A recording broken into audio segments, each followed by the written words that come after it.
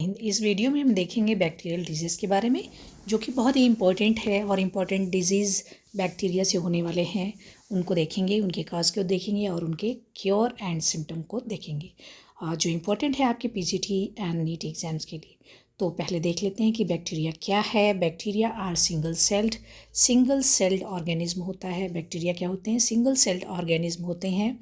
Bacteria are single celled organism और ये disease काज कर सकते हैं, लेकिन ऐसा भी नहीं है कि हमेशा डिजीज़ ही काज करते हैं। इंटरिंग द बॉडी, मल्टीप्लाइंग, उसके बाद मल्टीप्लिकेशन करते हैं, release toxin that damage cell, और ऐसे टॉक्सिन्स रिलीज़ करते हैं जिससे कि सेल क्या होती है, डैमेज हो जाती है। While many bacteria are helpful, जबकि बहुत से बैक्टीरिया आपने देखा है कि वो हेल्पफुल होते हैं। कि इसमें pathogenic bacteria are responsible for several common illness, जो पैथोजेनिक बैक्टीरिया है वो इलनेस कॉज करते हैं, that are primary threat and treated with antibiotics and prevented through hygiene and vaccination.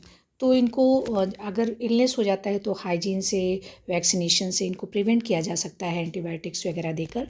कुछ हार्मफुल होते हैं और कुछ हेल्पफुल भी होते हैं, जैसे कि लैक्टोबैसिलस है, वो क्या करता है, दूध से दही में परिवर्तन के लिए ज़रूरी होता है, करता है। तो ऐसे बहुत से नाइट्रोबैक्टर है, नाइट्रोसोमोनास बैक्टीरिया हैं जो कि हेल्पफुल है। इसमें हम जो हार्मफुल बैक्टीरिया है उनके बारे में देखेंगे और कैसे वो प्रभावित करते हैं हमको। सबसे पहले इसको देखते हैं। देखिए, पैथोजेनिक बैक्टीरिया ये भयानक बैक्टीरिया, इसने क्या किया, हार्मफुल माइक्रोब्स होता है ये, invade body tissue or release toxins to cause illness. ये क्या करता है कि सेल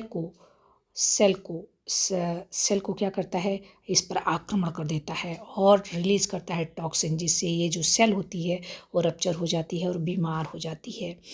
और इसके बाद देखते हैं कि पावरफुल एंटीबायोटिक्स का क्या रोल होता है। एंटीबायोटिक्स क्या करता है, जैसे कि पेनिसिलिन है, ये इन्फेक्शन को रोकती है। बैक्टीरिया जो सेल है इसको डिस्ट्रॉय कर देती है, मार धाड़ देती है।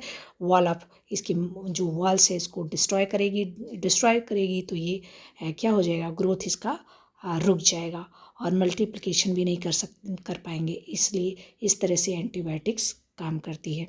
कैसे काम करती है कि infections by destroying bacterial cell को डिस्ट्रॉय कर देती है, जिससे क्या होता है, ग्रोथ रुक जाती है। जब ग्रोथ रुक जाएगी तो ये आगे ना तो ग्रो कर पाएंगे ना तो मल्टीप्लिकेशन कर पाएंगे।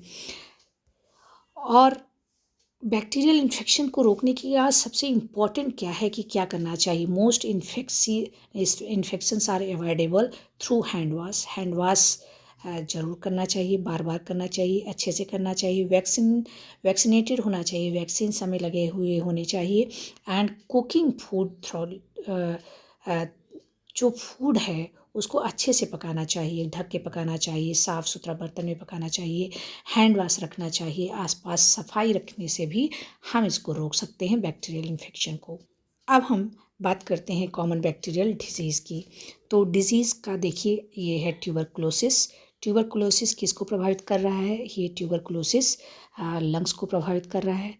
बैक्टीरिया यहाँ पर चला गया है, कौन सा बैक्टीरिया जाएगा, माइकोबैक्टीरियम ट्यूबरकुलोसिस इसका एजेंट है, कैजुअल एजेंट है, मतलब बैक्टीरिया का नाम है जो कि टीबी को काज करता है। इसका सिम्टम क्या होता है, परसिस्टेंट कफ, लगातार खांसी आती है, फीवर रहता है, एंड टायर्डनेस, मतलब कमजोरी बनी रहती है। और इसके लिए उपाय क्या है, एंटीबायोटिक्स हम ले सकते हैं एंड बीसीजी का वैक्सीनेशन कराने से भी हम टीबी को रोक सकते हैं। बीसीजी का टीका लगाना चाहिए और जब निमोनिया हो जाता है, टीबी हो जाता है तो हमें एंटीबायोटिक्स लेना पड़ता है। आगे बात करते हैं टाइफाइड फीवर। टाइफाइड भी बैक्टीरिया से होता है। कौन सा बैक्टीरिया, साल्मोनेला टाइफी से बहुत तेज़ फीवर होता है, high fever and intestinal infection. किससे, इंटेस्टाइन में इन्फेक्शन होने से ये होता है हाई फीवर, इंटेस्टाइनल इन्फेक्शन होता है, इंटेस्टाइन में इन्फेक्शन हो जाता है, तो इससे टाइफाइड फीवर में क्या है इसका उपचार, क्या कर सकते हैं, एंटीबायोटिक्स लिया जा सकता है, क्लीन वाटर पीने से, क्योंकि गंदे वाटर ये एक गंदे पानी से फैलता है। तो क्लीन वाटर हाइजीन का ध्यान रखना है हमें, इससे बच सकते हैं टाइफाइड फीवर से। तो टाइफाइड फीवर गंदे पानी, कभी कभी अधपकी जो सब्जियां होती हैं, साफ़ सुथरी सब्जियां नहीं होती हैं, उसको भी खाने से हो जाता है। कॉलेरा लगभग आम बीमारी है जो गर्मी शुरू होने वाली है, इसी में ज़्यादा इसकी संभावना हो जाती है। विब्रियो कॉलेरी जो कौमा के आकार का होता है, इस काज करता है कॉलेरा। अब बहुत ही ज़्यादा सीवियर वाटरी डायरिया हो जाता है और वोमिटिंग होती है। जो पॉटी होती है वो बहुत पतली होने लगती है और वोमिटिंग होने लगती है। ये कॉलेरा का लक्षण है। डिहाइड्रेशन हो जाता है, तो डिहाइड्रेशन को रोकने के लिए रीहाइड्रेट ORS जो होता है, रिहाइड्रेट सॉल्यूशन जो होता है, उसको हम पीते हैं। 1 गिलास पानी, 1 चुटकी नमक, 1 चम्मच चीनी, ये ऐसा अगर हमारे पास ORS नहीं है तो इसको हम पी सकते हैं। एंड एंटीबायोटिक्स, ये घरेलू उपाय है, लेकिन डॉक्टर की सलाह पर ही इसको करना चाहिए और एंटीबायोटिक्स ले लेना चाहिए। एंटीबायोटिक्स डॉक्टर देते हैं, इससे हम विब्रियो कॉलेरा से क्या करते हैं, कॉलेरा से हम बच सकते हैं, आराम मिल सकता है। DPT ये देखिए, टिटेनस क्या है, लॉक जा, इसमें जो जबड़े वबड़े होते हैं, जो मसल्स होती है, उसमें ऐंठन आ जाती है, लॉक हो जाते हैं, इसको लॉक जा कहते हैं टिटेनस को। और ये होता है क्लॉस्ट्रीडियम टिटेनी से होता है। लेकिन अगर हमने DPT का टीका लगवाया है तो इससे हम बच सकते हैं। मसल्स स्टिफनेस, अकड़न हो जाती है मसल्स में, और इसको बोलते हैं लॉक जॉ वगैरह क्या होते हैं, लॉक हो जाते हैं, एकदम बैठ जाते हैं। और इसका वैक्सीनेशन एक इलाज है। DPT का वैक्सीनेशन कराने से हम इससे बच सकते हैं, इसमें हमें आराम मिल सकता है।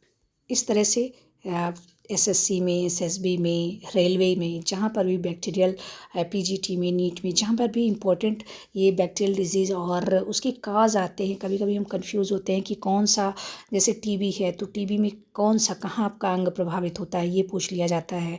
टाइफाइड फीवर में लीवर दे या और इंटेस्टाइन दे या कौन सा। तो इससे क्या है कि एक विजुअल बनाया गया है, जिससे हमें ये पता रहे, कंफर्म रहे कि कौन सा वैक्सीनेशन किस में यूज़फुल होता है और कौन सा अंग किस बीमारी में प्रभावित होता है, किस बैक्टीरियल डिजीज़ में कौन सा बैक्टीरिया कहाँ पर इफेक्ट डालता है, ये हमने इस वीडियो में देखा।